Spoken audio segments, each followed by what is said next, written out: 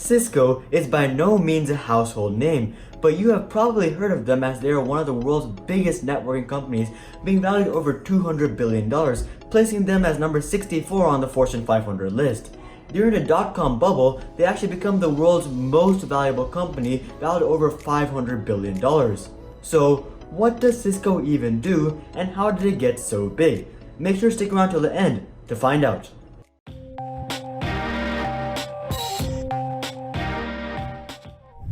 Welcome to Hari's Hobbies. So it all started in December of 1984 when Sandy Lerner, Director of Computer Facilities at Stanford Graduate School of Business, and her husband Leonard Bosak, who's in charge of the computers in the Computer Science Department of Stanford University, decided to start a company that was named Cisco Systems. They were heavily inspired by the Stanford campus technology that was used in the early 1980s. Students and staff at the campus would use technology that was all linked together, enabling them to all talk with one another. This functioned as a multi-protocol router that was called the Blue Box. Blue Box used software that was developed by William Yeager that was designed very well. This would become key to Cisco's early success as this architecture scaled very well. In 1985, Bosak and a Stanford employee named Kirk Lougheed started a formal project that was based on a Stanford network system and adapted Yeager's code. And this became the foundation of the Cisco IOS. But this clearly did not go well with the Stanford officials. On July 11th of 1986, both of them would actually be forced to resign. Stanford even considered to vacate criminal complaints against Cisco for theft of software, hardware, and intellectual property. But fortunately for Cisco, Stanford did not follow through with that. They actually ended up licensing their router software and 2 computer boards to Cisco in 1987. So obviously, Cisco was off to a pretty rough start, but their small team would really make things happen. So moving back a little bit, their company name was actually derived from the city name San Francisco. In the early years, Cisco really insisted on their name being spelled with a lowercase c. But they have since let that go, and their logo actually depicts the Golden Gate Bridge. In 1985, they sold their very first product, which was a network interface card which they sold to Digital Equipment Corporation. But the following year is when they would come out with their first really successful product. This was simply a router, but what made it so special was that it served multiple network protocols. This router was so successful that they required more cash in order to expand, and as a result, they turned to investment. In late 1987, the venture capitalist firm Sakia Capital would take control of the company. At the time, it seemed like the right thing to do, but this would actually come back to bite them later. Just a couple of months after they came, they replaced Bill Graves with John Morgridge as president and CEO. Now, John Morgridge was a very capable man and took the company in the right direction, but he did not get along well with the founders of the company. Despite this, the company continued to grow, and on February 16, 1990, the company went public on NASDAQ with a market cap of $224 million. But unfortunately, soon after in August of 1990, Sandy Lerner would be fired. Her husband, Bosak, would then resign out of anger, and neither of them would ever get hired back. It wasn't all bad though, as they would walk away from Cisco with a total of $170 million. As for Cisco Systems, they were still doing pretty well, but they completely transitioned from a family-owned business to a very corporate business. But why was Cisco so successful in the first place? They weren't the first company to develop and sell network nodes. That is true, but they were the first company to sell commercial routers capable of multiple network protocols. And the classic CPU architecture in their early devices really set them apart as well. Their devices were very advanced and hardware was rarely an issue. As a result, customers didn't have to go out and repeatedly buy every generation of Cisco devices. This was not only beneficial for the consumers, but also Cisco. Cisco didn't have to design new designs and develop new products every single year. This really allowed them to focus on their software and evolve with the rapidly growing technology. They really focused on issuing frequent software updates that kept their devices up to date. And their most popular models like the Cisco 2500 would stay in production for almost a decade physically unchanged. This meant huge savings for Cisco. They didn't have to focus on hardware and software.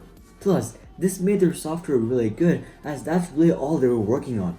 And then in the early 1990s, they used all of these savings and put it towards companies. They acquired companies like Kalpana, Grand Junction, and other companies that formed the Capital Business Unit. Clearly, Cisco was doing really good. As the internet age rolled around, Cisco really adapted to the internet protocol during the mid to late 1990s. They introduced modern access shelves like the AS5200 and the GSR routers. But just like any other technology company during this time, the dot-com bubble heavily influenced their growth. But Cisco would benefit from the dot-com bubble more than any other technology company. In fact, by late March of 2000, Cisco Systems would become the most valued company in the entire world, valued over $500 billion. But of course, when the dot-com bubble burst, Cisco Systems experienced a significant decline, just like every other technology company like Dell and Oracle. But none of those other companies had reached the heights that Cisco had reached, and as a result, they weren't hurt as deeply. And these unfortunate circumstances for Cisco made it the perfect opportunity for competitors to jump in. Their biggest competitor, Juniper Networks, were very determined to find a new way to process IP and MPLS packets. They released their first product a couple of years ago in 1999, but this is when they would really grow. In fact, they would chip away at Cisco's market share and grow to hold 30%. Cisco retaliated very quickly by developing faster processing cards and GSR routers. They also developed ASICs, which are simply application-specific integrated circuits, and you have probably heard about them. They were especially popular with Bitcoin and Ethereum mining just last year. And in 2004, they started migration into a new higher-level platform called CSR-1. They also got a new software architecture called iOS-XR. All of these changes allowed Cisco to start to bounce back from the dot-com bubble, and they would start to grow once again. In 2006, they would make a terrible mistake of trying to become a household company. They started off these efforts by shortening their name from Cisco Systems to Cisco. They would also put a lot of money and effort into promoting Linksys products and their future consumer products as well. At the same time, they were also really trying to focus on their traditional business as well. While all of this was going on, they were also trying to expand internationally, growing into new markets. For example, they tried to build a presence in India by establishing a global center of the East in Bangalore for $1 billion. On top of all of this, they were trying to acquire their way into new markets as well. But here's the thing, there's only so many things that you can do at the same time and be successful at all of them.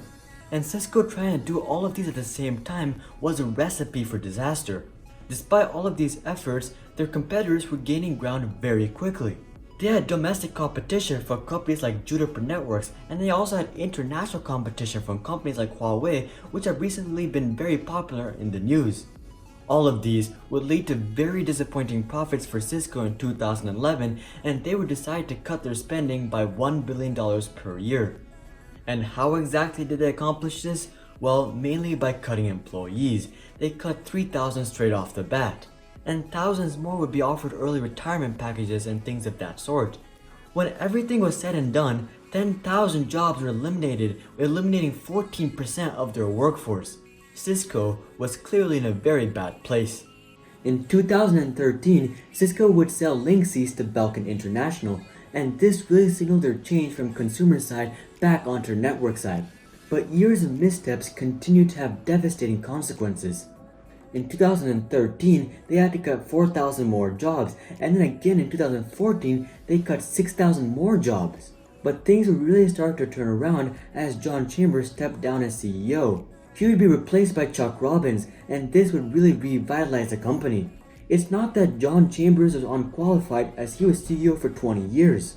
And it's not like Chuck Robbins could bring an outside perspective, as he had been at that company for the past 17 years.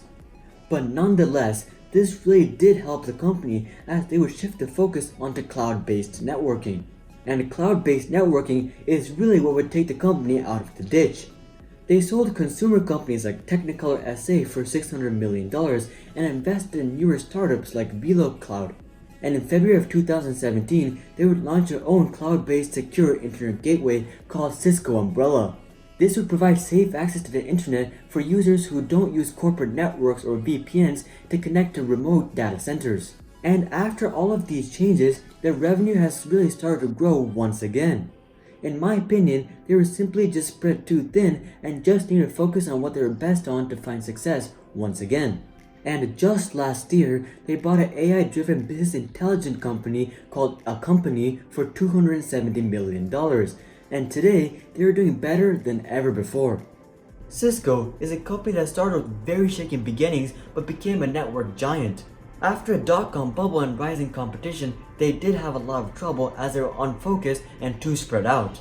But after downsizing and selling off their consumer-related businesses and really focusing on cloud-based networking, Cisco has really been able to grow into a network giant once again, and at this rate, they will beat their dot-com highs in just a couple of years. So, while Cisco may not be a household name, they have truly revolutionized networking and have really found a lot of success in what they do best. But that's all I have for you guys on Cisco. Make sure to comment down below what company you would like me to cover next. Also, if you guys like this video, then make sure to drop a like and consider subscribing if you'd like to see more videos just like this one. But until then, I'm Hari, and I'll see you guys on the next one.